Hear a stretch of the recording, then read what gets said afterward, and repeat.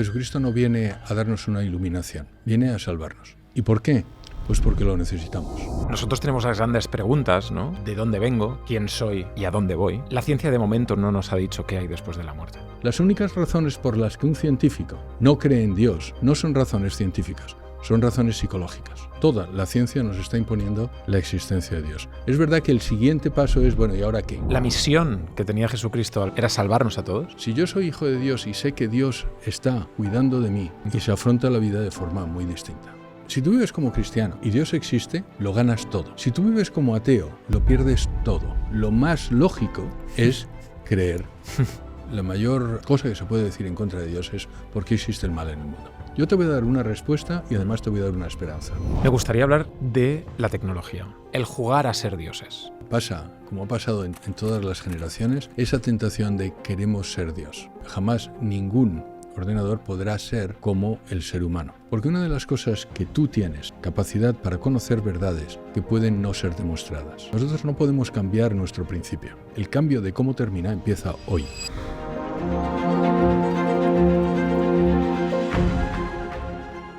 Hey, antes de empezar, acuérdate de suscribirte. Todavía sois muchos los que veis los episodios y no lo estáis. Y eso nos ayuda muchísimo, a mi equipo y a mí, a seguir creciendo y trayendo las historias más inspiradoras. Gracias por estar aquí y ahora sí, empezamos. José Carlos, ¿qué tal? Muy bien, gracias, Uri. Gracias por haberme traído. Ha sido todo muy... Pero bueno, aquí estoy. Han habido intentos antes, pero el azar, la fortuna... Dios ha querido que sucediese hoy. La llamamos la providencia, Uri, la providencia. La providencia. Sí. Gracias por estar aquí, gracias por estar un rato con nosotros aquí en la Fórmula del Éxito, porque José Carlos, tú eres de formación ingeniero industrial. Yo soy no, realmente no. Yo soy de formación, yo estudié ICADE, por eso a lo mejor ha salido ICADE, ICAI. Yo estudié lo que se llamaba antes ICADE 3. Es decir, yo estudié empresariales, estudié Derecho, luego fui profesor de las dos cosas, fui profesor de Derecho, de Filosofía del Derecho, de hecho, en ICADE, y luego fui profesor de Empresariales, también en ICADE, y luego en la Universidad de Tel Aviv, en Israel. ¿Eres MBA por IES también? ¿Has participado en programas directivos en escuelas de negocios internacionales? Sí.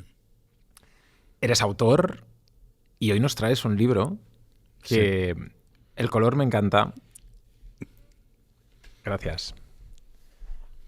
Y la portada también. Muchas gracias. La portada es magnífica. No tengo nada que ver con ella, pero la portada es extraordinaria, fenomenal por quien la diseñó. Hoy estás aquí para hablar bueno, el título ya me capta mi atención. Las evidencias de que Jesús es Dios. Uh-huh. ¿Evidencias de qué tipo? Porque siempre yo he pensado que acercarse al concepto de Dios o Jesús se acerca a uno a través de la fe. ¿Pero podemos acercarnos a él a través de la ciencia, por ejemplo? Sí. Sí, sin duda, pero te voy a hacer una matización que además es buena hacerla, quizá no para ti, pero para todos los que nos vean. Porque ¿qué es la fe, Uri? La fe es un acto de dar sin querer recibir nada a cambio y de estar en una simbiosis auténtica con algo que crees a pies juntillas, entiendo. Muy bien. Entonces es una confianza que pones. Ahora la cuestión es, ¿cuáles son los elementos de la fe? Y te voy a decir, para no alargarlo más. Decía Santo Tomás que para tener fe es una moción del entendimiento, dice, asentada sobre la voluntad y con el concurso de la gracia. Es decir, para tener fe, lo primero que hay que tener hay que pensar. Lo digo porque muchas veces la gente piensa que la fe es el último elemento, es la gracia. Es decir, oye, tú tienes fe si Dios te la da, ¿verdad? Muchas personas, pues no. O sea, no solo. Por supuesto, Dios te la tiene que dar, pero tú tienes que creer. La mayor parte de las veces, cuando no se tiene fe, es porque no se quiere. No porque no se entienda, no porque uno no pueda entender que Dios existe o que Jesucristo sea Dios. Todo es perfectamente razonable. Sino simplemente no quiero que Jesucristo sea Dios, no quiero que Dios exista. ¿Y por qué no quiero? Por razones varias. Algunos simplemente porque a mí me gustaría ser yo Dios. ¿Para qué voy a tener? No quiero depender de nadie. O simplemente porque tengo una vida, una historia, que no se compadece con aquello que Jesús proclamaba. Entonces, voy a decir que no sea Dios, no vaya a ser que tenga que cambiar mi vida. O yo qué sé, o por soberbia, ¿sabes? O por convicciones sociales, O por convenciones sociales, sí, o porque, fíjate, una de las cosas que me he dado cuenta muchas veces es que es más fácil, de hecho, a raíz de este libro, sobre todo a raíz del anterior, hay gente que me escribe que me dice, oye, pues me he convertido. Y me he convertido además al cristianismo. O sea, curiosamente el libro anterior trataba solo de las evidencias de que Dios existe. No hablaba de Jesucristo. Y sin embargo la gente se convierte al cristianismo. Y lo que me he dado cuenta, Uri, es que más gente joven se convierte que mayor. Gente de mi edad no. También, pero menos. ¿Por qué? Esta ya no lo sé, pero vamos, mi sospecha, o si quieres, basando en los datos, es, chico, yo ya me he atornillado mucho en esta posición, todo el mundo a mi alrededor sabe que soy ateo. Joder, voy a perder la cara si de pronto le digo a Conchi, mi mujer, o a Pepi, mi amiga, o a, yo qué sé, a todos los compañeros del trabajo, cuando yo he sido un matacuras hasta este momento que voy y ahora voy a misa. Entonces, eso en muchas ocasiones le retrae a las personas en tomar una decisión que probablemente es la que necesitan para ser felices. Sin embargo, la gente más joven, que tiene menos historia y que simplemente, pues oye, toma la decisión más rápido. Mira, te voy a poner un ejemplo rápido. A mí me hicieron en una ocasión ir a las Ramblas en Barcelona a convencer a la gente de que creyera en Dios. Entonces había un periodista que salía de antes, ¿usted cree en Dios? No, tal. Entonces, cuando no creía, me daban 5 minutos para convencer a la gente de que Dios existía. No que Jesucristo era Dios, sino que Dios existía. Hicimos 6 pruebas. Están en YouTube. Supongo, vamos, no sé si las han quitado. Pero 3 de ellas eran con personas mayores y 3 con personas jóvenes. De las 3 personas mayores una creía, con lo cual no, pero de las 2 mayores que no creían, en absoluto. Es más, uno se puso a gritarme, no, porque iba con su mujer, y entonces, pues, yo no me va a convencer, no sé, yo conozco el Big Bang, porque yo le daba los argumentos científicos y él me contestaba. Y de las 3 personas jóvenes, una vez más, uno creía y 2 no. Y se convirtieron en 5 minutos. Simplemente dándoles argumentos que ellos no sabían y que decían, joder, pero chico, yo no sabía esto. Ahora que lo sé, naturalmente Dios tiene que existir. Pues lo mismo pasa con Jesucristo. Lo más razonable es creer que fuera Dios. Wow. Tengo muchas preguntas ya de inicio, porque si nos vamos a ese momento en el que tú hablas con alguien por la calle, ¿cómo le explicas?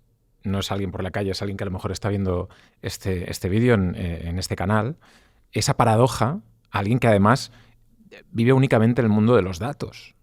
¿Cómo le explicas la paradoja de que Dios existe? Los datos, vamos a ver. Voy a empezar con una cita de Max Planck, que es el padre de la física cuántica. Dice, la ciencia impone a Dios. Porque la paradoja es la contraria. Se necesita tener mucha fe para ser ateo. Los datos, toda la ciencia nos está imponiendo la existencia de Dios.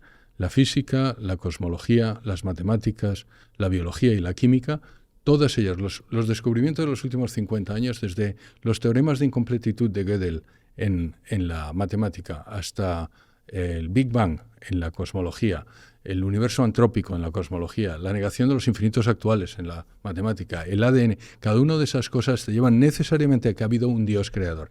Es verdad que el siguiente paso es, bueno, ¿y ahora qué? ¿Y ahora qué? Es este libro. Y el ahora qué es ese que es Dios, que nos ha creado y que necesariamente ha tenido que crear el universo, porque el universo hace 13.700 millones de años no existía. Y si el universo no existe, ¿qué es necesario, Uri? Que alguien lo cree. Que alguien lo cree. Exactamente. De la nada, nada sale. No lo digo yo, lo decía Parménides, que era, por cierto, ateo. Claro, que él creía el universo eterno. Pero ahora que sabemos que no es así, de la nada, nada sale. Con lo cual, necesariamente, tiene que haber un creador. ¿Qué es lo que se crea hace 13.700 millones de años? Toda la materia, el espacio y el tiempo. No había ni materia, ni espacio, ni tiempo hace 13.700 millones de años. Con lo cual, ese creador, ese principiador, ¿qué tiene que haber sido? No puede haber sido material, porque la materia se crea en ese momento, no puede haber sido espacial, porque el espacio también, ni temporal. No es ni material, ni espacial, ni temporal. Además, tiene que ser enormemente inteligente, porque lo lógico es que aquello hubiera terminado mal, y sin embargo no termina mal. Entonces, si te empiezas a dar cuenta, ya empieza a parecerse mucho a eso que llamamos Dios. Es espiritual y es omnisciente. Y además cuida de su creación, porque cada vez que la cosa podía haber ido mal, Uri, algo pasa para que vaya bien. Entonces, eso es lo que nos dice la ciencia. Con lo cual te voy a contradecir, pero lo cierto es que, chicos, si no eres... de hecho suelo decir en plan de broma que ser ateo es de letras, porque el 95% de los premios Nobel de los últimos 100 años de ciencias, el 95%, de los de física el 97%, de los de química el 95% y de los de fisiología y medicina el 93%, de los últimos 100 años, son teístas o religiosos. Mientras que el 30% de los premios Nobel de literatura son ateos o agnósticos. Entonces, cuanto más ciencia, más Dios. Tampoco lo digo yo, lo dice Werner Heisenberg, que era premio Nobel de física y probablemente el físico más importante de la historia de la humanidad. Ahora bien, ahí termina... De acuerdo, Dios existe, ¿y ahora qué? ¿Y ahora qué? Bueno, pues de todas las personas que han fundado una religión, solo uno ha dicho, yo soy Dios. No lo dijo Moisés, no lo dijo Buda, no lo dijo Lao Tse, no lo dijo Confucio, no lo dijo Zoroastro, no lo dijo John Smith, no lo dijo ningún otro, no lo dijo Mahoma, no lo dijo ningún fundador de religión. Lo dijo Jesucristo. Dijo, yo soy Dios. Y una vez más, como pasa siempre con Dios, tú tienes que decidir. Desde ese punto de vista, entonces, ¿por qué la religión se basa en la fe? Si hay evidencias que a lo mejor nos pueden decir, no, esto es así. Tú estabas de una manera fantástica hablando y relatando, pero ¿por qué se basa en el principio de fe? Primero, recuerda lo que te he dicho que es la fe. La fe es primero pensar. De hecho, dice San Agustín, antes de creer hay que pensar. Segundo, el hecho de que haya evidencias no significa que sea evidente. Entonces, hay evidencias de que Dios existe, pero no es evidente. Te voy a poner un ejemplo. De hecho, decía Santo Tomás, distinguía dos cosas. Una que es el conocimiento por vicio y el conocimiento por cognición. ¿Es ahora de día? No. En este momento, ahí fuera, este día. Ah, bueno, sí, supongo que sí. Sí, supongo que sí. Llevas demasiado tiempo aquí.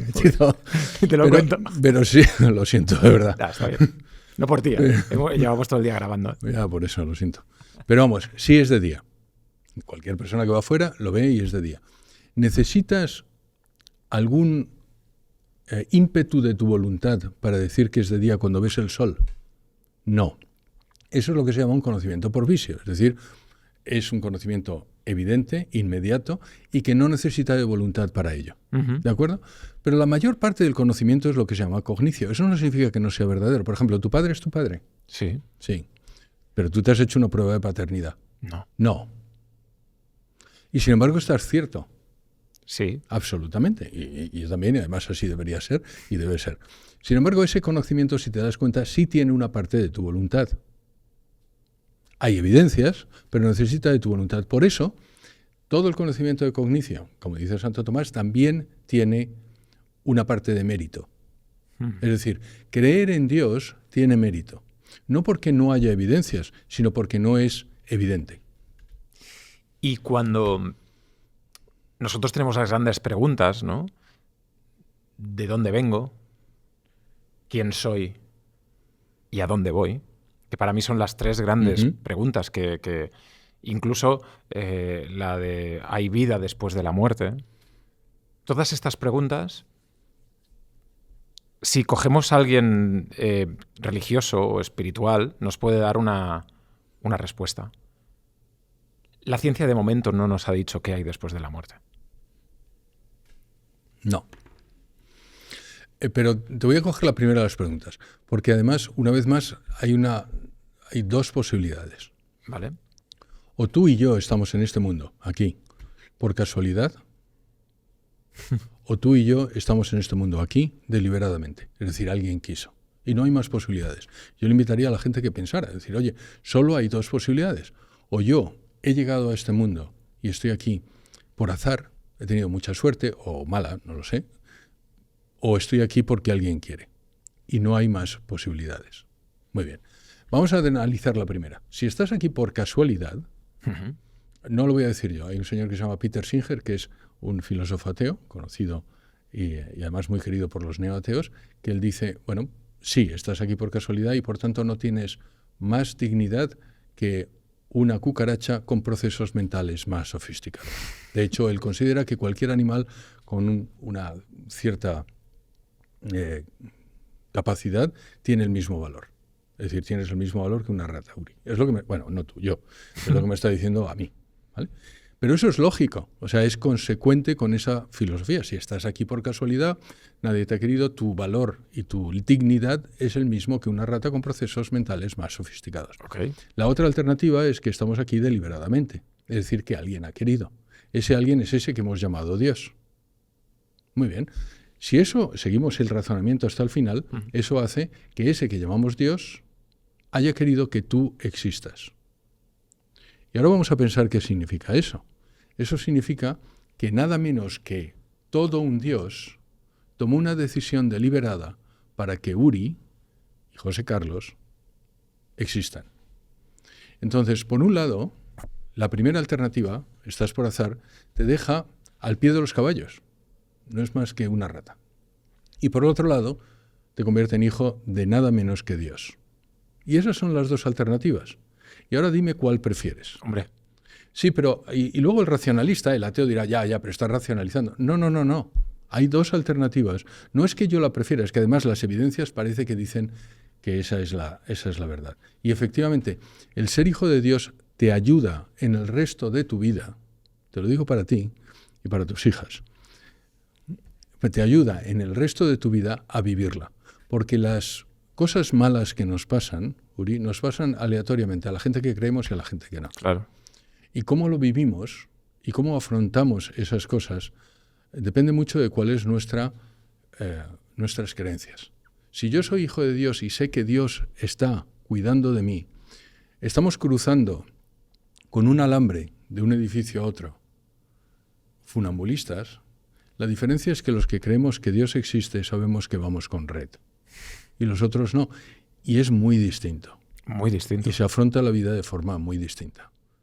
Y la felicidad está precisamente en saber que hay alguien que te quiere, que decidió que tú existieras. No sabes por qué. Porque yo por lo menos no me lo merezco. Ya lo digo delante de todo el mundo, yo no me lo merezco. Pero lo cierto es que él piensa que sí. Oye, eso es la pera.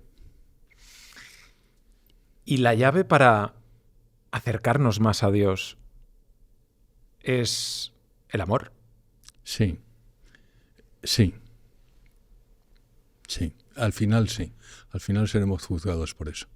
Pero mi consejo al que quiera creer y no crea es que quiera. Una vez más es la voluntad. Mira, decía Pascal que siempre hay suficiente oscuridad para que el que no quiera creer no crea. Pero suficiente luz para que el que quiera creer crea. Dios nos permite la libertad y nos deja irnos. Y la gente, lamentablemente, que se va de Dios es porque quiere, en general. Pero ¿qué pasa cuando tú quieres, pero no puedes? Es decir, yo quiero. José Carlos, quiero absolutamente. Pero como si fuera una cebolla, ¿no? Hay capas y en la primera capa quiero. Pero a lo mejor en la última capa de la cebolla no puedo. ¿Cómo te abandonas? ¿Cómo encuentras? ¿Cómo te encuentra él? Yo sostengo que las personas... Esto no es... Yo soy católico. Y no estoy muy seguro de que sea exacto. Vamos, no hay nada de lo que digo o intento decir que esté en contra de mi religión, pero no es un dogma. Pero yo sostengo, si recuerdas las tres cosas que te he dicho que tiene la fe, al final está la gracia de Dios. Es decir, tú tienes que pensar, con lo cual, lo primero que haría es lee sobre ello. Aprende sobre ella.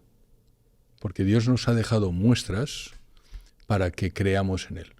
Segundo, quiere. Y tercero, Él querrá. Entonces yo sostengo que Dios no negará la gracia a toda persona que con recto entendimiento y voluntad lo vaya buscando.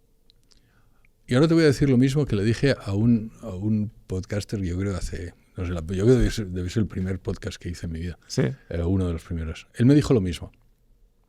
Y le dije, Pepe, ponte delante de un sagrario y pídelo. Entonces, claro, pero no te has enterado que no creo. Que yo no creo que hay este Dios. Digo, ya, lo sé perfectamente. Entonces ponte delante de un sagrario y dile, yo no creo que estés ahí. De hecho, no creo más que es un trozo de pan.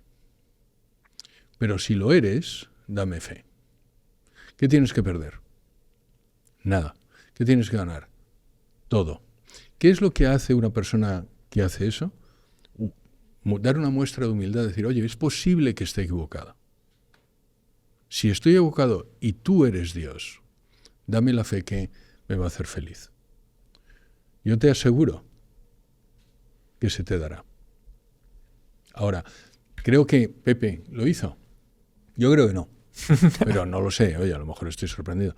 Pero lo que sí sé es que 2 semanas después un tipo me escribió, que había visto el podcast, y me dijo, yo no tengo fe, pero voy a hacer lo que dices, porque quiero ser feliz, porque quiero de verdad tenerla. Lo que tienes que hacer es lo que tienes que hacer. Ahora, ¿sabes qué pasa? Que muchas veces digo, a mí me gustaría ese vaso de agua. Por favor, ¿me lo acercas? No me lo acerques. Lo que quiero decir es que no estoy dispuesto a moverme a coger el vaso. Yo es que quiero que venga. Buena analogía. Yo quiero que venga el vaso de agua. Joder, el vaso de agua no viene.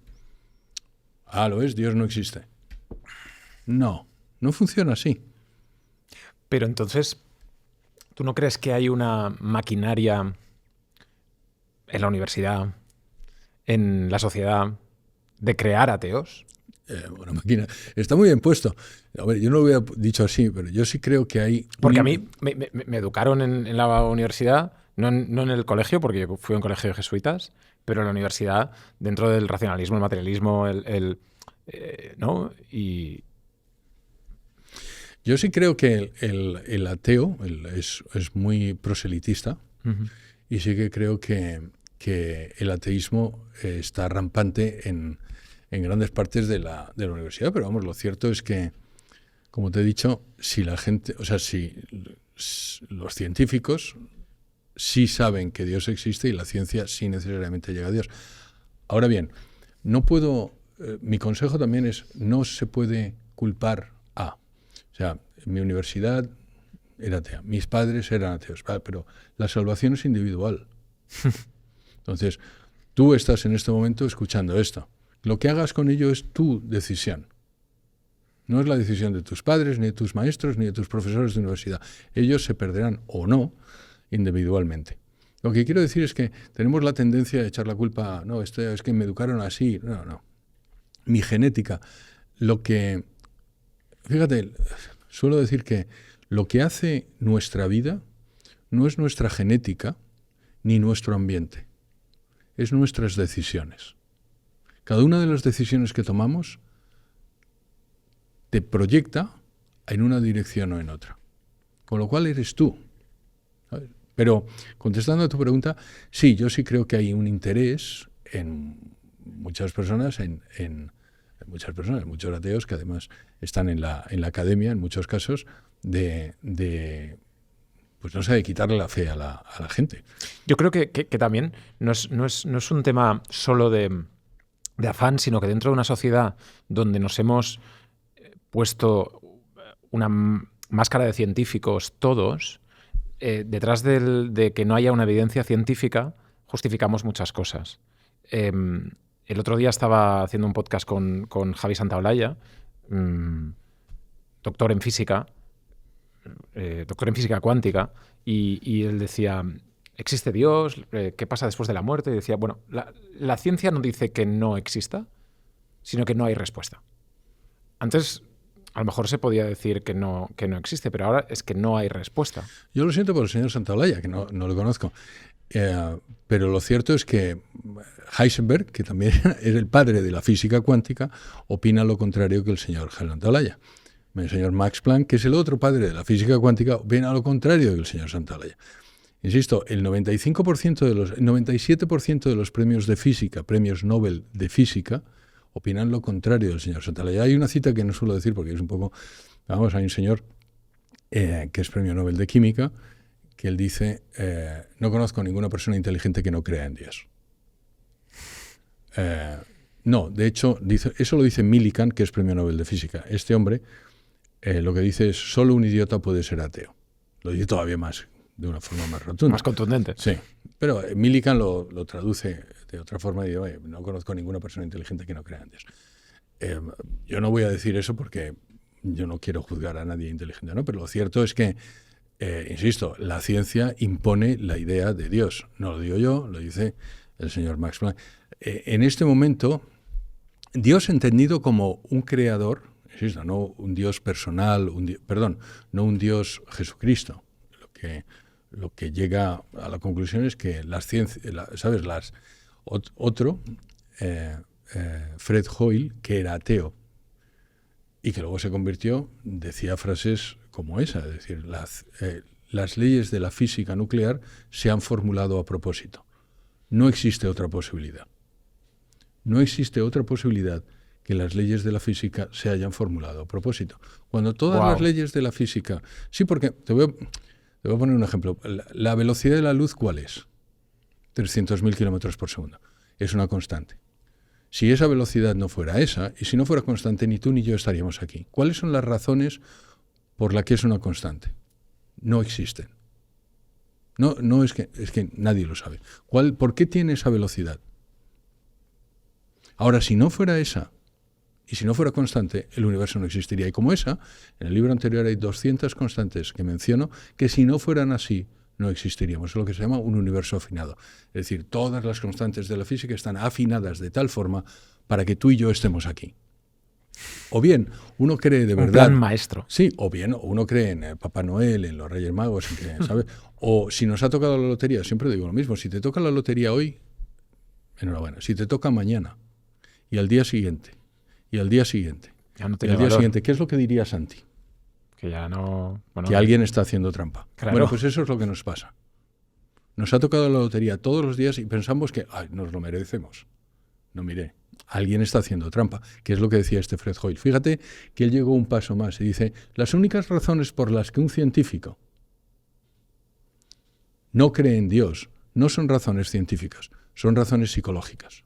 Y de eso abundo en este libro. En este libro hablo de la psicología del ateísmo.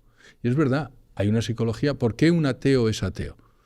Pues existen varias razones de las que hablo en este libro. Hay un capítulo dedicado a ello. En la contraportada pones, este no es un libro de religión ni de teología.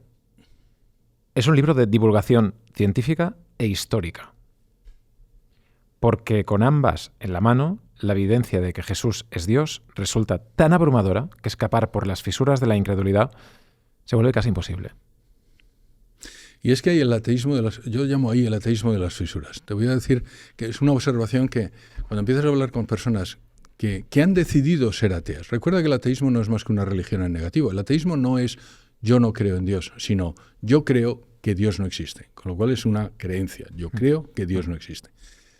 En muchas ocasiones, cuando empiezas a poner argumentos como los que te he dado antes, la gente dice, bueno, ya, pero realmente el Big Bang no es el Big Bang, puede haber un multiverso. No, mire, el teorema de Bordeville-Kennywood demuestra que en cualquier universo o multiverso que tenga la constante de Hubble de metro mayor que cero, es decir, como el nuestro, es decir, que se expande en cualquier universo o multiverso, esto es el año 2012, ha tenido que tener un principio. No, pues entonces están buscando, si te das cuenta, cualquier recoveco por el que hacer escapar su escepticismo. Y me parece muy bien, pero lo que pasa es que hay que ponerlos en el espejo y dice, bueno, fantástico, pero lo que usted está haciendo no está siendo muy racional, porque las evidencias están en contra de lo que usted cree. Yo creo que están al 100%, pero vamos a poner que el señor, como me has mencionado, pues piense que está al 90%. Hombre, lo más razonable es creer que Dios existe. Y lo más razonable es creer que Jesús es Dios. Porque sí existen evidencias científicas, existen evidencias arqueológicas, existen evidencias históricas de que Jesús es aquel que dijo ser. Vamos a por ello. Porque antes de empezar el podcast hablábamos del viaje del héroe, ¿no? de Ulises. Sí. El viaje de Jesús es el viaje del héroe también. Cuéntamelo. Cuéntame esas evidencias históricas. Vamos a meternos un poco en, Vamos a ver, en historia y todo eso que me encanta. Una cosa, ¿qué es lo que puede ser Jesús? ¿Qué alternativas puede haber sido? Bueno, según la Biblia, el Hijo de Dios. Dios. Y si no es Dios, ¿qué puede haber sido? Puede no haber existido. Pueden haber existido. Alternativa 1. Si existió, puede no haber dicho aquello que nos han dicho que dijo. Es decir, es una manipulación. Vale. O sea, es un mito, es una manipulación. Puede haber sido un mentiroso. Un iluminado, ¿no? Exacto, un loco, un maníaco, vale, o un mentiroso. Esas son las 4 alternativas. O no existió, o el Mesías. ¿Vale? O es Dios, o si no es una de estas 4. No existió. Bien, pues hay más evidencias de que Jesucristo existió que de ninguna otra persona de la antigüedad. Hay más evidencias que existió que de Julio César, de Alejandro Magno. Y en el libro hay varios capítulos de evidencias, o sea, de relatos de personas contrarias al cristianismo. O sea, no de cristianos, no estoy hablando de San Justino, no estoy hablando de San Pablo, estoy hablando de Celso, que escribió contra el cristianismo. Estoy hablando de Flavio Josefo, que no era cristiano. Estoy hablando del Talmud, que es en contra del cristianismo. El Toledot Jesu, escrito por judíos en contra del cristianismo. Que todos ellos te dicen, sí, hubo un señor que se llamaba Jesús, que él mismo dijo que era Dios, que sus discípulos dicen que resucitó, pero que no resucitó. Pero hay más evidencias históricas de que Jesucristo existió que Julio César existió. ¿Cuáles son? Hablemos de algunas icónicas, como por ejemplo, no sé, me viene a la cabeza el Santo Sudario. Esas son las evidencias de que luego efectivamente dijo lo que él dijo es verdad. ¿Vale? Pero entonces vamos a la Génesis. Vamos a hacer el salto, si quieres. Una vez que hemos demostrado que Jesucristo no era un mito, no era un mentiroso, aquello que nos han dicho que dijo es lo que dijo. Y esa es, normalmente hay una piedra de toque. La gente dice, no, pero esto nos han engañado. Los relatos que tenemos en el Evangelio no es aquello que se escribió. No, mire, ahí están los datos. Aquello que se escribió en el siglo I es eso que tú puedes leer en los Evangelios hoy, Uri. Con absoluta seguridad. Con absoluta seguridad. Se escribió en el siglo I, es decir, escrito por personas que estaban en el momento, eran contemporáneos de Jesucristo. Eso, no, por cierto, no pasa en ninguna otra religión y no pasa prácticamente nunca. Solo de citar yo qué sé, lo que sabemos de Roma, lo sabemos por Tácito. De Tácito quedan 2 manuscritos. El primer manuscrito de ellos está escrito 800 años después de la muerte de Tácito y ahora sabemos que es verdad. Es decir, lo que tú sabes de los emperadores de Roma se saben por esos dos manuscritos escritos, el más antiguo de ellos, 800 años después. Lo que sabemos por Jesucristo están en 25.000 manuscritos, escritos varios cientos de ellos contemporáneos a Jesús. Sabemos por las copias, porque lo hemos comprobado, que lo que dicen ahora es aquello que dicen los primeros manuscritos en el siglo I. Podremos decir que no estamos de acuerdo, pero no podemos decir que aquello no dijo lo mismo que ahora estamos leyendo. Eso no es juicioso, eso no es científico. Lo cierto es que aquello que escribieron en el siglo I es lo mismo que tú lees ahora en los Evangelios. Bien. Cuando hemos visto que no es una manipulación, que no es un mito, que no es un mentiroso, y que no es un maníaco y que no es un loco, entonces lo único que nos queda es que es el Mesías. Y ahora, ¿cuáles son las corroboraciones de que es el Mesías? Pues una de ellas es el Santo Sudario. Vamos, el Santo Sudario, la sábana santa, en Turín o en Oviedo. Otros son los milagros eucarísticos. Otros las evidencias históricas. Cogemos las profecías. A mí este en concreto, a mí me parece, yo me quedo sin palabras, porque hay entre 200 y 500 profecías en el Antiguo Testamento que hablan del Mesías, el que vendrá. ¿Vale? En Isaías, en Malaquías, en Miqueas, en Daniel. Prácticamente todos los profetas hablan del Mesías de una forma u otra. En los Salmos. Y entonces comprobamos si lo que pasa con Jesús se corresponde con eso. Por ejemplo, Miqueas dice que el Mesías nacería en Belén. Isaías dice que nacería de una virgen.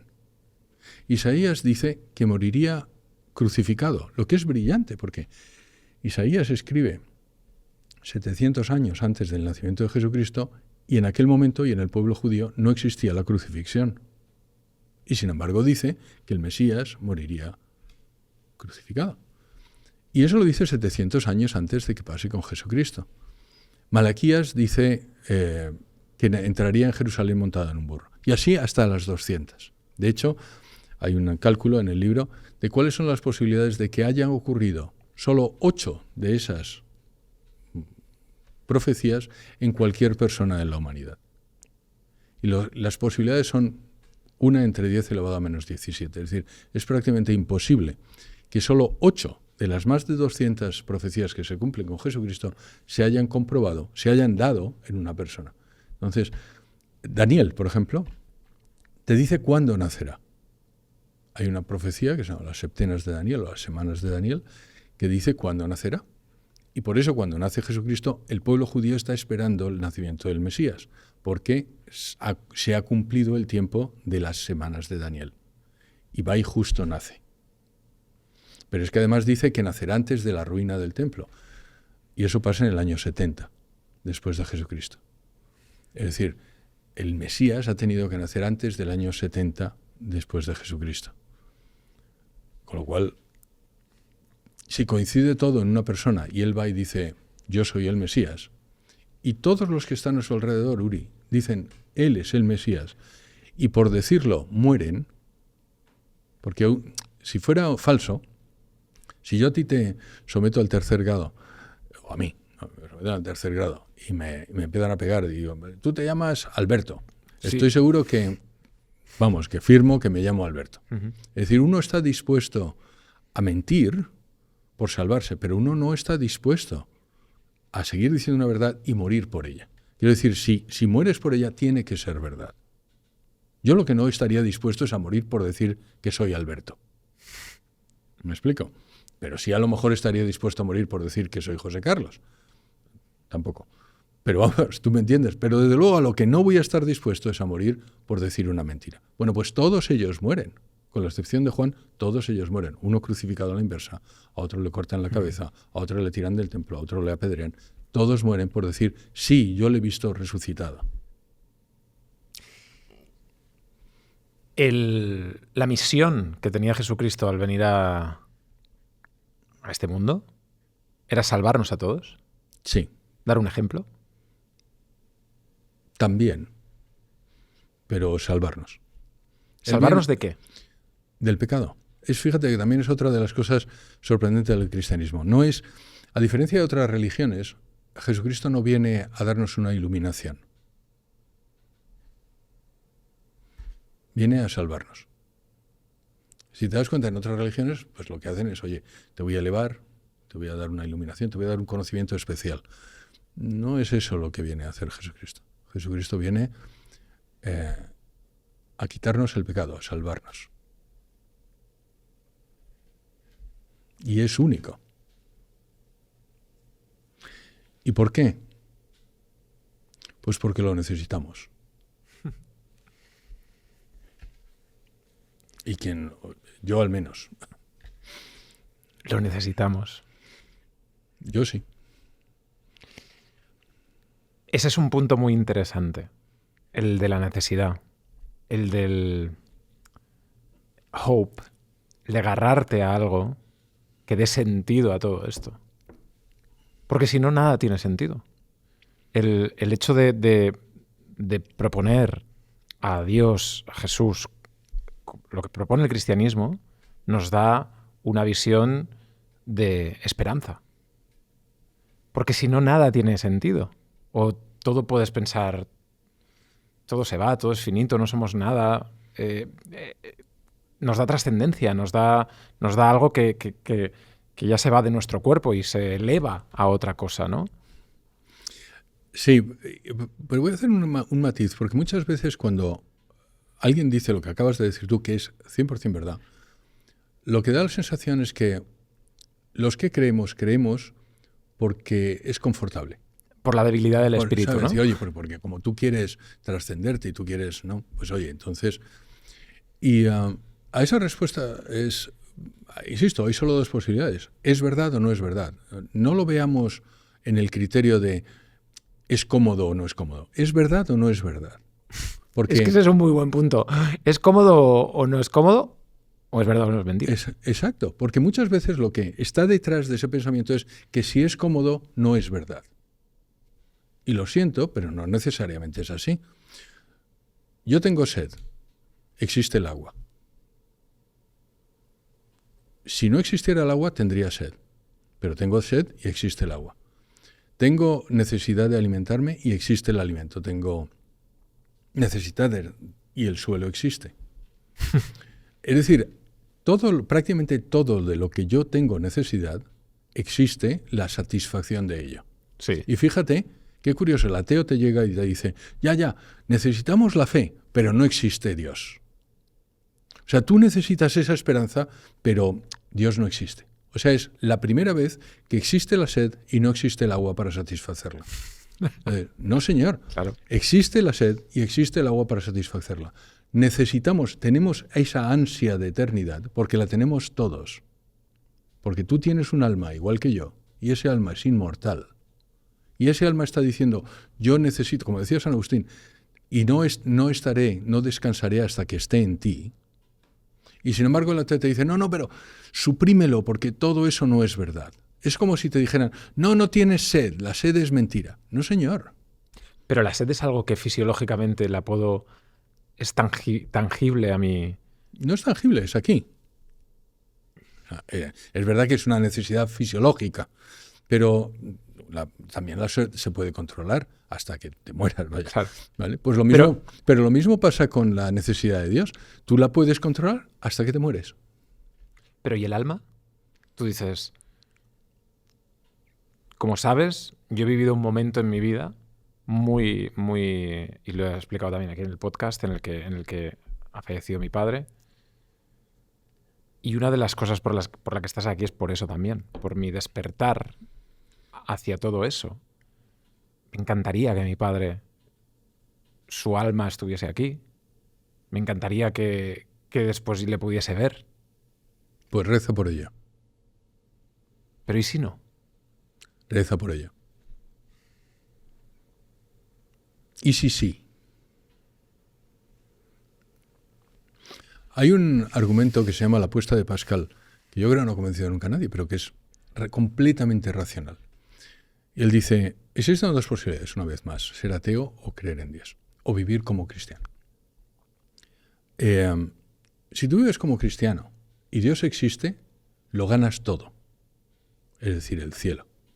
Si tú vives como cristiano y Dios no existe, no pierdes nada. Si tú vives como ateo y Dios existe, lo pierdes todo. Y si tú vives como no cristiano, como ateo, y Dios no existe, no ganas nada.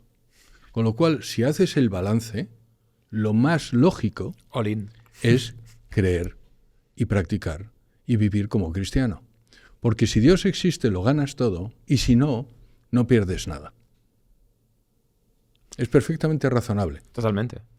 Yo creo que hay unos valores. El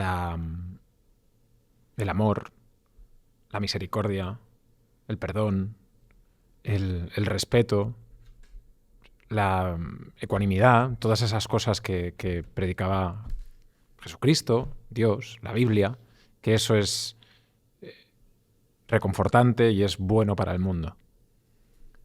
¿Tú crees que el mensaje último es el mensaje para salvarnos o para vivir en armonía? Porque ese es un punto que... Vamos a ver, son las dos. Lo que pasa es que están completamente unidos. Tú me estás hablando de moralidad y de relación salvífica. Tú lo que quieres es salvar tu alma. Sinceramente, lo que yo quiero es salvar mi alma. Lo que tú quieres, incluso si no lo sabes, es salvar tu alma. Porque eso es lo que tiene valor infinito. Luego además quieres ser feliz en esta vida. Pero eso es un valor menos infinito. Y ahora la cuestión es cómo la unamos los dos. Fíjate, hay una frase de San José María que ya he repetido, que aprendí realmente hace 2 Semanas Santas, que dice, fíjate, él dice, como dándose cuenta, dice, cada vez me doy más cuenta que aquellos que son felices en el cielo son aquellos que han sabido ser felices en la tierra. Lo que viene a decir, que es brillante, lo que viene a decir es, están unidas, Uri. Tú aspira al cielo y te darás cuenta como consecuencia eres feliz en la tierra. Y eres feliz porque aspiras al cielo, aspira a los bienes mayores y eso te hace feliz aquí. En mi vida anterior, en mi vida actual, porque también sigo siendo consejero de empresas y esas cosas, pero en mi vida anterior, cuando yo era consejero delegado de una compañía americana, cuya tenía competencia, una de las competencias era Ipsos. Ipsos hace un estudio sobre la felicidad en el mundo y todos los años mira de una forma subjetiva, va y les pregunta a los españoles, ¿usted cómo de feliz es? y bueno, pues rankean. Y les pregunta a los portugueses, les pregunta a los islandeses y a los indonesios. Y no les pregunta cuánto dinero tienen ni cuántas casas, sino, ¿es usted feliz?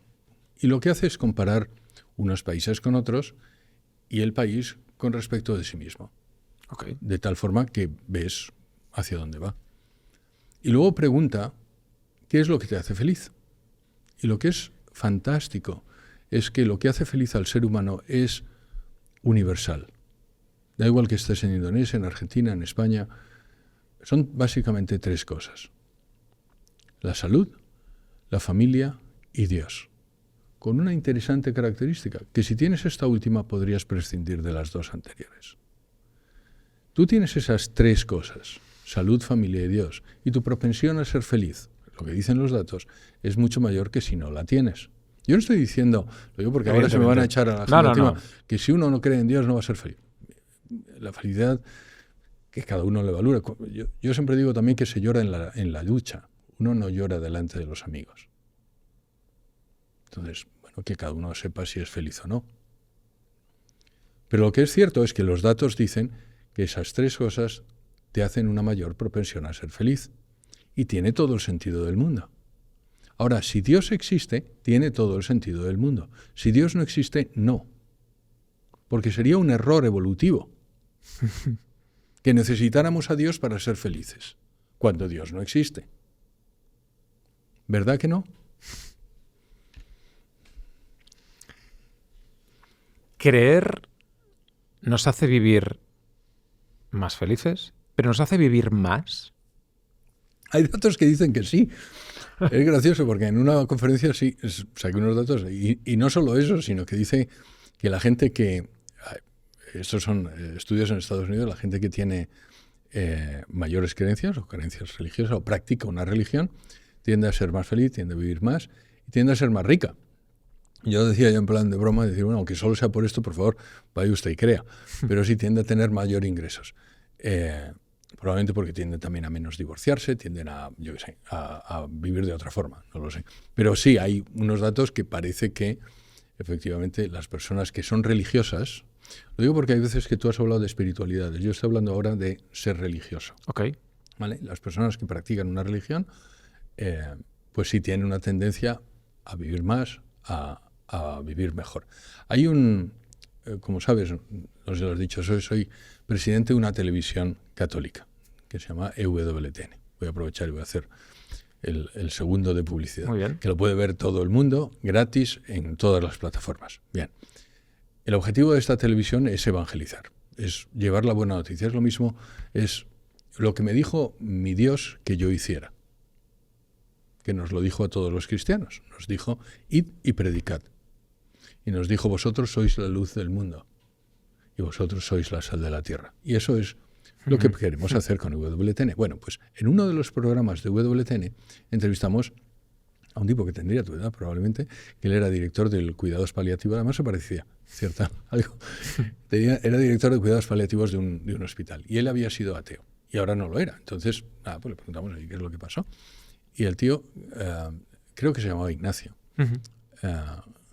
nos dijo, pues mira, en cuidados paliativos tú lo que ves es a la gente que se muere. ¿Moribundo?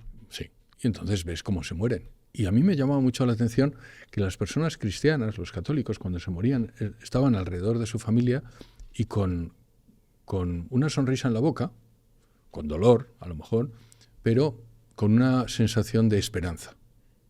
¿Vale? Nos vemos. Y nos vemos al otro lado. Y los ateos morían rabiando. Estoy seguro que no eran todos, pero es lo que él dijo. Mueren rabiando, mueren enfadados con los que se quedan, odiando ese momento porque hay un enorme vacío. Y ahora él decía, recuerda que todos nos tenemos que morir. Esa es una verdad de la que vivimos generalmente a espaldas, pero si quieres es un poco lo que a mí me llevó a convertirme. Todos nos tenemos que morir. Él dice, eso me llevó a pensar que qué es lo que tenían los tipos religiosos que no tenían los tipos como yo. Pues claro, yo era joven, pero yo me voy a ver en esa situación. Entonces luego le invitaron a una adoración, que nosotros adoramos al Santísimo, los católicos, y entonces le invitaron a una adoración, que yo invito a todo el mundo que tenga la oportunidad de hacerlo, porque es justo ponerte delante de tu Creador y darle gracias. Y algo debió pasarle, porque salió de misa diaria. Entonces, sí, todos nos vamos a morir, y cómo nos muramos depende de nosotros. Hay una frase que suelo también repetir, que es, nosotros no podemos cambiar nuestro principio. ¿Sabes? El principio de la película ya está rodado, para todos nosotros. Pero sí podemos cambiar cómo termina. Y cómo termina, el cambio de cómo termina empieza hoy. Cuando hablas de todo, de eso, de ese momento, me viene a la cabeza la palabra del tiempo, ¿no? El estar en ese momento, el que cree piensa que tiene tiempo o va a ir a un tiempo que es eterno, y el que no cree piensa que ya no le queda más tiempo. ¿Cómo vivís en ese concepto del tiempo dentro de las creencias de Dios, las creencias católicas? ¿Cómo vives tú el tiempo? Como algo que evidentemente es finito, porque todos, como tú dices, memento mori, nos vamos a morir. ¿O cómo lo tenemos que vivir desde la fe? Yo no pontifico sobre cómo tiene que vivir. Yo te voy a decir cómo lo vivo yo. De hecho, no estoy seguro de haberlo contado. Cuando yo me convierto, yo realmente siempre he sido católico, siempre he vivido como católico, pero realmente, miento, era católico, pero no vivía como católico durante gran parte de mi vida. Cuando viví en Israel, en la época de la Segunda Intifada, sí me tocó, y tampoco es que me cayera del caballo, sino, ¿sabes? Yo era el director general de una compañía multinacional americana que llevaba a Israel y Palestina. Y entonces volví los suicidas bombas y este tipo de cosas. Wow. Sí. Y entonces me acuerdo que leyendo en una ocasión un libro sobre memento mori, recuerda que te vas a morir, que ¿sabes? Me hizo pensar, oye, es verdad, todos nos vamos a morir. Entonces, ¿qué significa para mí? Significa 3 cosas. La primera es dar gracias. Porque nosotros creemos, Uri, que el hecho de que tú estés aquí y yo, como te he dicho antes, es un acto deliberado de Dios. Pero no es que tengamos una inercia. Es decir, no es que si tú das la siguiente respiración, es porque Él quiere. No es que se le haya olvidado. ¿Dónde estaba Uri? Está aquí, Uri. No, es que, ¿dónde está José Carlos? Se me había olvidado que se muera. Sino que en cada momento, deliberadamente, Él quiere que yo siga vivo. Con lo cual, da gracias. La segunda, recuerda que te vas a morir también significa te juzgarán. Es una de las cosas que yo sé que a los sacerdotes y a los clérigos les gusta poco hablar, no porque no lo sepan, sino porque a nadie le gusta decir, oye, habrá un juicio y después del juicio habrá cielo e infierno. Pero pero te juzgarán. Entonces, vive la vida de tal forma que cuando llegue ese momento del juicio tengas algo bueno que decir. Con todo lo que malo, que yo al menos se me puede atribuir, que haya algo que, ¿sabes? Cada vez que hay una persona que me escribe, el otro día uno que se iba a bautizar, digo, Laus Deo, gracias a Dios. Que haya algo que dejes este mundo mejor de lo que te lo encontraste. Y la tercera es, deja un legado. Esas son las tres cosas. Recuerda que te vas a morir, da gracias. Te van a juzgar y deja un legado. Y eso además te hará encima vivir más feliz, como te digo. Es decir, pero no lo buscas casi como objetivo, sino que es una consecuencia de eso, ¿vale? Y dejar un legado, pues es el libro, es tus hijas, es la felicidad que dejas con tu mujer. Es este podcast. Es este podcast. Que yo quería hablar de Dios y por eso te he invitado, para que la gente se pueda inspirar o pueda dejar un comentario. Exacto. Todas las personas que gracias a esto encuentren un poco de felicidad, eso está en tu haber. Eso lo hemos hecho nosotros. Sí, en tu haber. Eso está en tu haber. Eso es cuando llegue el momento. Y también te digo una cosa. Todo lo esos bueno, puntos, ¿no? Sí, son puntos. Pero buenos. Te voy a decir una cosa. Estamos unidos, puesto que todos somos criaturas de Dios, estamos unidos. Y todo lo bueno que hagas tiene un efecto multiplicador en el resto. Y todo lo malo también. Es lo que se llama redención vicaria. Por eso, cuando Dios se hace hombre y resucita, nos salva. Porque se hace uno de nosotros y con su muerte, con ese sacrificio, quita todos los pecados. Pero cada cosa buena que hagamos, cada acto de caridad, de misericordia, de bondad, cada sacrificio que hagamos, que no quieres hacerlo, pero lo haces porque es bueno, cada cosa, ofrécelo. Ofrécelo porque tiene un valor. Y estás mejorando el nivel de todos. Y cada vez que haces algo malo, también tiene un efecto en ti y en todos los demás. Multiplicador.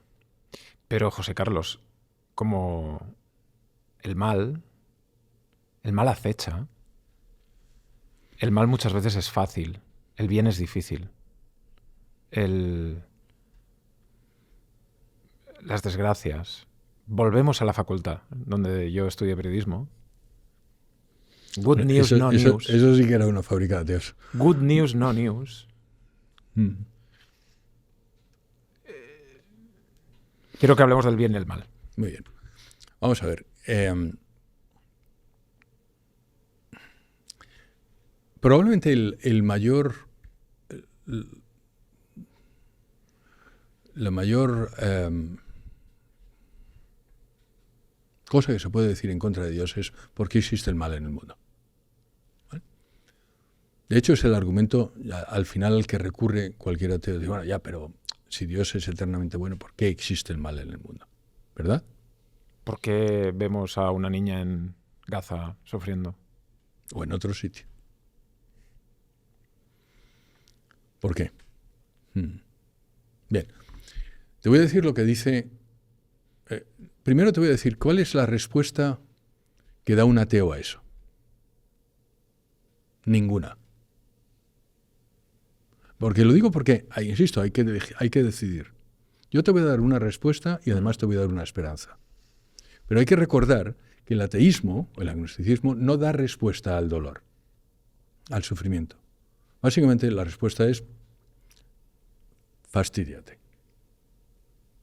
No hay respuesta y no hay esperanza. Mala suerte.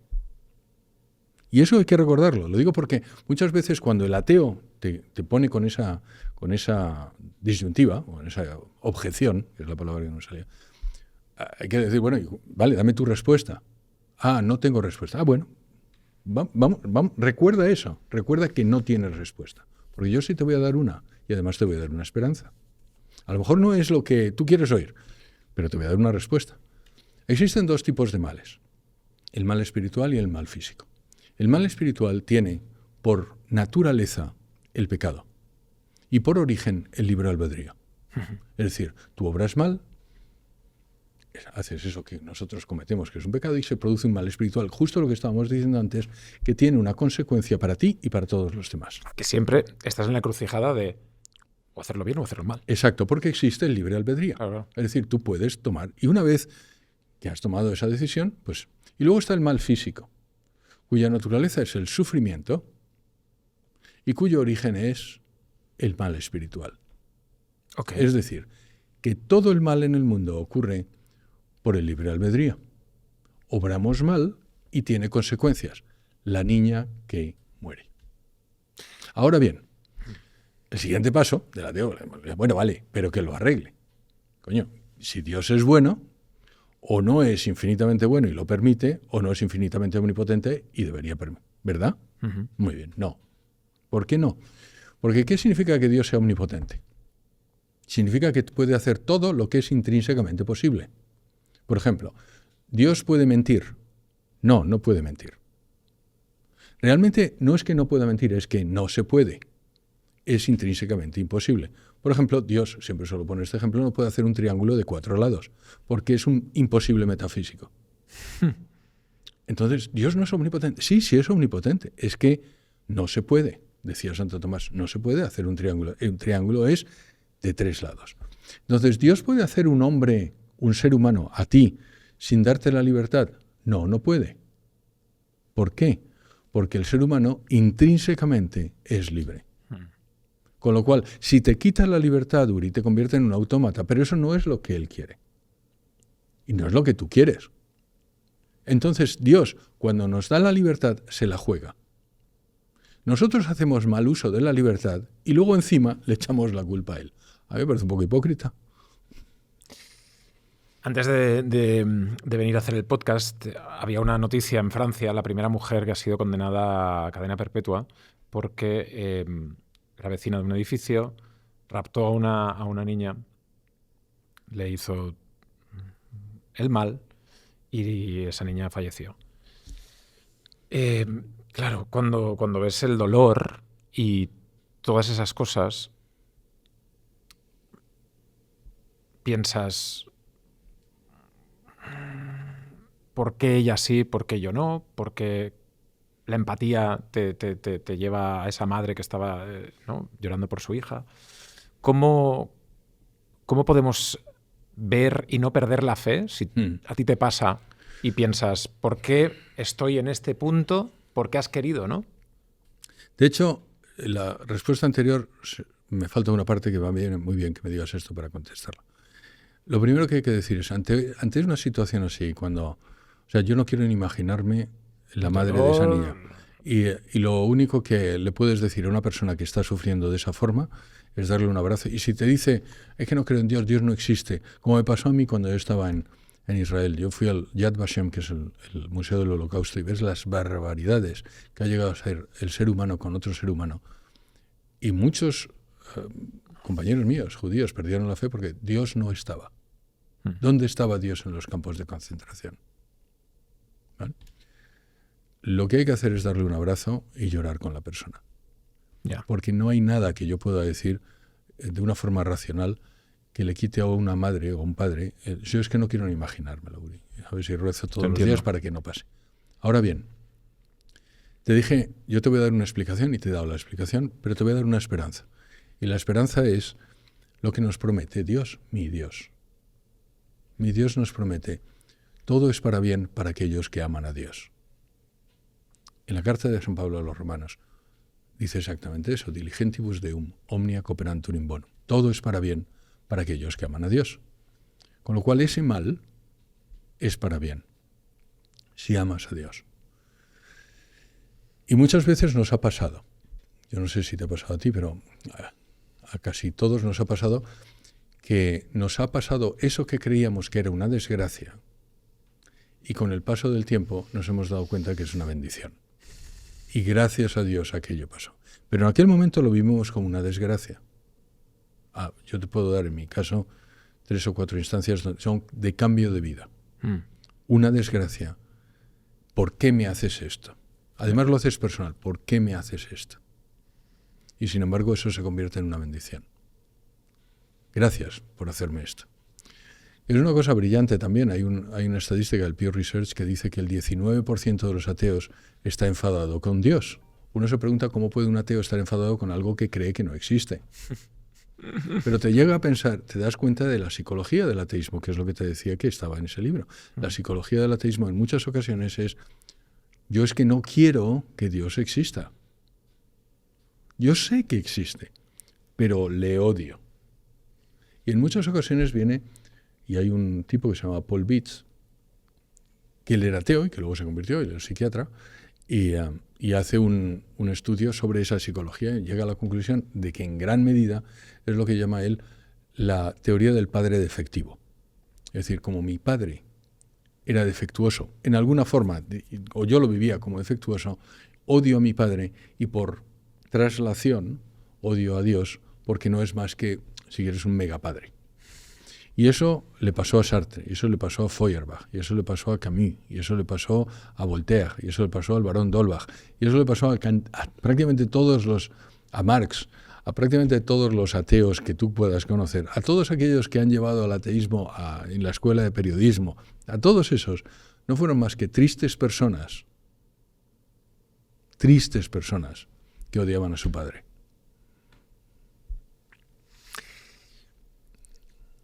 Me gustaría hablar en un momento dado ahora mismo de la tecnología y de el hombre Dios. Cómo hay una corriente en la que nos hablan de la inteligencia artificial, la medicina en la longevidad, el jugar a ser dioses, el poder cambiar de una forma disruptiva la humanidad como la conocemos. La superinteligencia, etcétera, etcétera. ¿Cómo lo ves tú todo eso? ¿Y desde qué punto? ¿Dónde está Dios y dónde está un superordenador cuántico que pueda jugar a ser Dios? Si te das cuenta, esa no es más que la primera tentación de toda la historia. En el Génesis, la serpiente dice, come del árbol del bien y del mal y serás como Dios. La serpiente, es interesante, siempre, desde el principio, está tentando al hombre con eso. Y una vez más, ¿a dónde te lleva? A la desgracia. Es gracioso porque es verdad, pasa, como ha pasado en todas las generaciones, esa tentación de queremos ser Dios. Queremos ser Dios. Pero no es más que una tentación de la serpiente. Y ahora, no, Dios es mucho más que un superordenador cuántico. ¿Sabes? De hecho, fíjate, el teorema de incompletitud de Gödel, uno de los teoremas de incompletitud de Gödel, viene a demostrar que jamás, de hecho él lo dice, jamás ningún ordenador podrá ser como el ser humano. ¿Por qué? Porque una de las cosas que tú tienes, que jamás podrá tener un ordenador, y ninguna inteligencia artificial, tú sabes verdades, tienes capacidad para conocer verdades que pueden no ser demostradas. Tú sabes que algo es verdad sin necesidad de una demostración. Mientras que un ordenador no. Le pones... Yo fui consejero delegado de una compañía de Big Data. Entonces, de lo que se trata es de tener más capacidad de datos y más rapidez en procesarlo. Uh-huh. Entonces, cuanto más capacidad de datos y más rapidez de procesarlo, más inteligente eres. Pero lo cierto es que cuanto más pones, más sabes. Pero lo que no pones, no sale. Sin embargo, el ser humano sí. El ser humano tiene capacidad para saber cosas que no han entrado. Eso es lo que demuestra, de acuerdo con los teoremas de incompletitud de Gödel, que necesariamente tiene que haber Dios. Fíjate, Gödel, el matemático más importante de la historia de la humanidad, llega a decir, mira, la única solución es que haya, la única solución del hecho de que hay verdades que no pueden ser demostradas dentro de un propio sistema formal, es que haya una entidad espiritual desde la matemática. ¿Y qué pasa cuando ahora, volviendo al tema tecnológico, nosotros tenemos armas de destrucción masiva, bombas atómicas que si alguien decide apretar un botón puede exterminar al hombre, pero en última instancia siempre está el hombre diciendo no voy a apretar ese botón? ¿Qué pasa cuando tecnológicamente desarrollamos algo que ya no hace falta al hombre para apretar ese botón, sino que la inteligencia artificial ella misma decide terminar con todo eso? Pues entonces es una responsabilidad del hombre, al final. Porque es lo mismo que...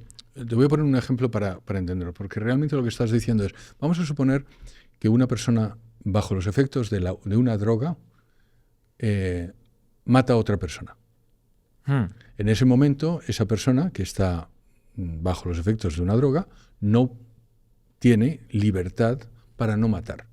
Okay. Porque está gobernada. Está drogada, entonces no tiene la libertad, no actúa según... Vale.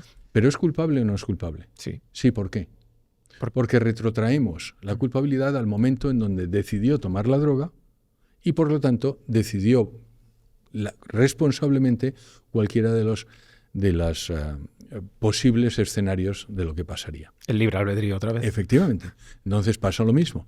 Oye, si en el momento en que cuando el ser humano ya no es capaz, ya no lo maneja, se retrotraemos y la responsabilidad es de aquella persona que tomó la decisión de quitarse la autonomía de la voluntad para que en ese momento fuera la máquina la que tomara la decisión. Desde el punto de vista de la responsabilidad es exactamente lo mismo. A una escala... mayor, sí, por supuesto. Ahora, ¿y eso puede pasar? Sí, puede pasar, Uri. Claro que puede pasar. A veces me preguntan... Es que es el apocalipsis, ¿no? Pues muchas veces, sí. Una de las cosas que demuestra la segunda ley de la termodinámica es que el universo tendrá un final. Con toda seguridad tendrá un final. Es lo que se llama la muerte térmica del universo. Pasará dentro de varios trillones y trillones de años. Pero esto lo único que demuestra es, una vez más, que Dios existe, pues que el universo no es eterno. ¿Vale? De hecho, la persona la primera persona que descubrió la segunda ley de la termodinámica y la entropía, la ley de la entropía, se acabó suicidando porque los ateos le hacían escraches cada vez que daba. Porque naturalmente tenía, supongo, la psicología débil o lo que sea, era un católico austriaco y bueno, pues se terminó quitando la vida porque, estamos hablando del siglo XIX, porque había Haeckel, que era un ateo, que cada vez que el tipo hacía pues venía y le hacía un scratch. ¿Pero por qué? Porque la segunda ley de la termodinámica también viene a demostrar que Dios existe, puesto que si el universo no es eterno, tiene que haber algo después. Del mismo modo que el principio del universo demuestra lo que hemos dicho al principio, que tiene que haber algo antes. Bueno, ese final del universo, que está, digamos, programado, el universo tal como nosotros lo conocemos. Lo digo porque habrá algún teólogo que diga, bueno, la vida eterna, sí, no estoy hablando de la vida eterna, estoy hablando del universo material tal y como nosotros lo conocemos, terminará. Pero podemos terminarlo nosotros voluntariamente mucho antes, por lo menos para nosotros. Es como tú dices, hay alguien que aprieta un botón y se acabó. Pero eso no es más que, una vez más, la libertad. La libertad es maravillosa, pero tiene una responsabilidad inmensa en cada uno de nuestros actos. No estoy hablando ya solo del botón, sino me gustaría que pensáramos que cada uno de nuestros actos son lo que determina nuestros siguientes actos, por cierto. Si te acuerdas, al principio te decía, no es nuestra genética, no es nuestro dónde nacemos, no es lo que nos condiciona, son nuestras decisiones. Cada vez que tomas una decisión, estás condicionado a repetirla en el futuro. Hablabas también de la bondad, el efecto multiplicador de la bondad. Uh-huh. El efecto, eso es algo tan poderoso y tan... El bien es expansivo, mucho más que el mal. Mucho más que el mal. Otra de las cosas que creemos los católicos es que existe el diablo. Yo te puedo asegurar que existe. Pero en la iconografía de una cabra y un Satanás... Yo no sé en qué iconografía, que existe un ser individual, o varios, vaya, pero vamos, Satanás es un ser individual cuyo objetivo es alejarnos de Dios, sí, y además enormemente inteligente, muchísimo más inteligente que cualquiera de nosotros. Entonces, ¿al nivel de Dios? No, en absoluto. No, eso es precisamente. De hecho, el mensaje es siempre el mismo, es decir, no hay que tenerle miedo a ninguno, hay que tenerle mucho respeto. Pero miedo a ninguno, porque es, como decían los clásicos, el mono de Dios. No, Dios no hay más que uno que está a otro nivel. Entonces, Él es un ángel, el más bello de los ángeles, decían. El ángel caído, ¿no? Sí, el más bello de ellos, que se rebeló contra Dios y cuyo objetivo es alejarnos de Él. Ahora, por eso, mucho respeto, y con las cosas ¿sabes? De quemar no se juega. Uh-huh. Pero ningún miedo, porque al fin y al cabo, ¿quién como Dios? Te quería preguntar también, a colación del tema tecnológico, cómo, si dentro del camino espiritual o del camino de Dios es el camino de la quietud, de la introspección, muchas veces, ¿no? De quitar el foco de ir hacia afuera y ir hacia adentro. ¿Cómo podemos luchar con esto en una era donde todo el rato estamos pendientes de la inmediatez, el estar expansivos, el estar hacia afuera en lugar de estar hacia adentro? Voy a hacerte una especie de matiz. Okay. Muchas veces se piensa que la religiosidad es puramente contemplativa. Y no es necesariamente así. O sea, dentro del catolicismo hay muchísimas vías y cada uno es como una enorme autopista que va siempre en la misma dirección, pero cada uno elige el carril que quiere. Entonces hay gente que es contemplativa y hay gente que es más activa. O sea, San Ignacio de Loyola era muy activo y Santa Teresita Niño Jesús era contemplativa. Y Santa Teresa también. Entonces, lo que nos piden es ser santos en donde estemos. Yo soy una persona, yo trabajo en la empresa, escribo libros, vivo mi vida, no soy cura ni religioso. O sea, religioso en el sentido de practicar, sí. Pero no. Lo digo porque... Pero, eso por un lado. Sí, pero el encuentro que tú tienes con Dios es un encuentro, digamos... Personal, claro. Sí. Entonces, es como tú estás en un momento en el que o rezas o oras o lo que sea y te encuentras. Sí. Pero ahora... Y eso es verdad. Entonces, lo primero era un matiz simplemente para no confundir a nadie. Decir, oiga, usted tiene que ser santo y salvarse donde le haya tocado vivir. Sí. A ver, no, por favor, que no se metan todos a monja carmelita. ¿Vale? Que no se trata de eso. Ahora, efectivamente, Dios no habla a susurros. Entonces, cuando hay mucho ruido alrededor, es muy difícil escucharlo. Entonces, sí, hay que tener una relación con Dios personal. Y esa relación es, insisto, es personal. Y la tienes tú solo, delante y con Él.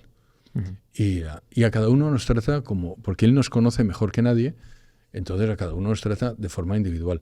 Y es verdad que cuando hay mucho ruido, el móvil, no sé qué, tal, hay mucho ruido alrededor, mucha actividad, no te puedes encontrar con Dios.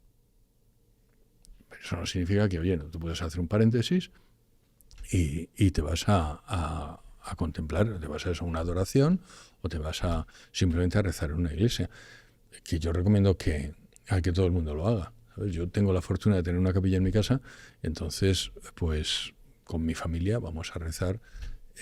Yo rezo por la mañana con mis hijos para dedicar el día y además darle gracias a Dios. Rezo. No es más que acordarse. ¿Tú tienes una foto de tu mujer? Sí. Claro que sí. Pues eso es. Pues no es más que eso. Tú quieres a tu mujer y de vez en cuando lo miras y te acuerdas y le llamas. Sí. Pues no es más que eso. No es otra cosa. Dios, ¿cómo quieres tú a tus hijos? Pues así es como Dios te quiere. Es muy parecido. A grandísima escala, pero muy parecido. Lo único que quiere es que le quieras. Entonces, es eso. La relación que tiene Dios contigo, como te quiere, es así, pero a lo bestia. Eso es. Entonces, ¿qué es lo que... A mí, cuando mi hija Isabel, me llegan y me dicen, papá, te quiero mucho. Sin que yo se lo diga, o sea, ¿sabes? Joder, pero es fantástico. Hombre. Pues eso es. ¿Es eso? Eso es. No más que vas a la iglesia y decir, te quiero mucho, gracias. Gracias por el día de hoy. O perdona, o le pones tus problemas. Y dices, joder, es que yo tengo unos problemas de la pera, macho. Pero seguro que estoy ayudado y seguro que se solucionan. Fijo, Uri. con toda seguridad. Entonces no es más que eso, es como mi hija me llega y me dice, oye, tengo hoy un examen, papá, ¿qué voy a hacer? No sé qué. Bueno, pues vamos a trabajar juntos o vamos a... Pero esas preocupaciones que tienen tus hijos, o las que la tendrán, ¿vale? Son las mismas que tú tienes y tu relación con él es muy parecida. Él nos creó a su imagen y semejanza para que tuviéramos una relación que pudiéramos comprender, ¿vale? Entonces hay una imagen, tú conoces la parábola del hijo pródigo, no sé, te la cuento, más o menos es, hay dos hijos y entonces el hijo pequeño le dice, papá, dame la herencia que me voy a vivir bien, me voy a otro país a gastármelo en vivir bien, ¿sabes? Y el padre le da la herencia y el hijo se va y el hijo se lo gasta, además dice la Biblia, con malas mujeres y con tal. Y una vez que perdió el dinero, pues tiene que trabajar y entonces en el último extremo pues se pone a criar cerdos. Y se comía las bellotas que comían los cerdos, las algarrobas que comían los cerdos. Y entonces pensando el hijo, que se llama el hijo pródigo, dice, yo estoy aquí comiendo algarrobas cuando los sirvientes de mi padre están comiendo y viviendo fenomenal. Tengo que volver con mi padre. Y vuelve. Entonces, según está volviendo, el padre le ve desde lo lejos y el padre sale corriendo y le da un abrazo al hijo pródigo, se llama, y el hijo dice, padre, he pecado contra el cielo y contra ti. Y dice, no pasa nada. Ven. Y vamos a abrir el cordero cebado, el ternero cebado. Y hace una fiesta porque el hijo ha venido. Uh-huh. Y es precioso. Pero fíjate las cosas que nos está diciendo. Lo primero es, nosotros nos vamos muchas veces de Dios para vivir la buena vida. Y terminamos comiendo algarrobas. Y muchas veces volvemos a Dios por eso. Fíjate que el hijo pródigo no vuelve a Dios por los buenos sentimientos, de decir, mi padre me echará de menos y yo quiero estar con él. No. Estoy comiendo algarrobas. Mi padre tiene una casa así de grande. Pues voy a volver con mi padre que se vive mejor allí. Y no pasa nada. O sea, lo que quiero decir es, por cualquier razón, vuelve. Por las buenas razones, por las malas razones, vuelve. Y fíjate, y el padre le recibe y no lo que tú quieras, lo único que tienes es, padre, he pecado contra el cielo, ya está. Pero hay otra cosa que me llama la atención de toda la historia, es, si a ti tu hija te llega y te dice, papá, dame mi herencia que me voy a vivir la buena vida, ¿tú se la darías? No. Ni yo, ni nadie. Pero Dios sí. ¿Qué quiere decir eso? Que respeta tanto tu libertad, que incluso con el dolor de su corazón te dejará ir. Pero eso es tu decisión. José Carlos, las evidencias de que Jesús es Dios. Tenía muchas ganas de hablar contigo y de que vinieses al podcast. Es el primer podcast que hemos hecho dedicado a Dios en su totalidad. Y me ha gustado mucho conocerte y que lo hayas explicado desde todas las vertientes, porque creo que hemos hablado desde una parte científica, sí, desde una parte humana y desde una parte más espiritual. Las tres partes han estado en el podcast y te agradezco que hayas estado aquí para contárnoslo de la forma que lo has hecho. No sé si quieres añadir algo más. Nada, muchísimas gracias por traerme. Gracias. De verdad, muchísimas gracias, porque además es una de esas que teníamos pendiente y yo digo, si se tuerce, ¿sabes? El patas, como nosotros lo llamamos, también puede torcer esas cosas. Entonces, está muy bien. Yo te lo agradezco mucho haber venido aquí. Tenemos que darle un abrazo a nuestro amigo, a Carlos Roca, que tiene un podcast fantástico, que es un amigo que me está ayudando mucho también y que me recomendó además que te conociese y que estuvieses aquí. Quería decirlo. Pues un abrazo. La verdad es que me lo paso muy bien con él. Es un tipo, como tú has dicho, un tipo fenomenal. Él y Natán y todos los que están detrás son fantásticos y pues un abrazo muy grande para él también. José Carlos González Hurtado, gracias por venir. Gracias a ti y que Dios os bendiga. Gracias.